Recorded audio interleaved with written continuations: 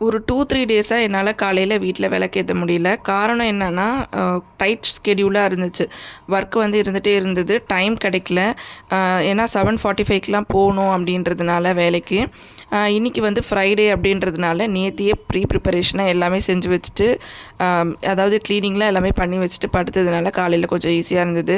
அப்பவுமே வந்து நான் விளக்கேத்தணும், நான் குளிச்சுட்டு வரதுக்குள்ளார கொஞ்சம் வெஜிடபிள்ஸ்லாம் கட் பண்ணி வைக்க சொன்னேன் ஹஸ்பண்ட. அவரும் கட் பண்ணி வச்சிருந்தாரு.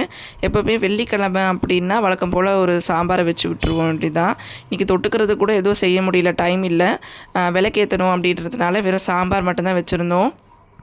நம்மளும் நிறையா யோசித்து வச்சுட்டு தான் நைட்டு படுத்து தூங்கணும், காலைல எழுந்துச்சி இதை செய்யணும் அதை செய்யணுன்ட்டு. ஆனால் ஒன்றும் பண்ணுறது கிடையாது. வழக்கம் போல் எப்போவும் போல் டைமுக்கு தான் எழுந்து அதுக்கப்புறம் எல்லா வேலையும் செய்கிறது.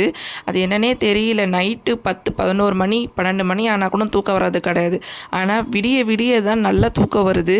எப்படா அந்த தூக்கம் திரும்பவும் கிடைக்கும் அப்படின்ற மாதிரி ஏக்கமும் வருது. ஆனால் சில நேரங்களில் வந்து எனக்கு இப்படியும் தோணும்.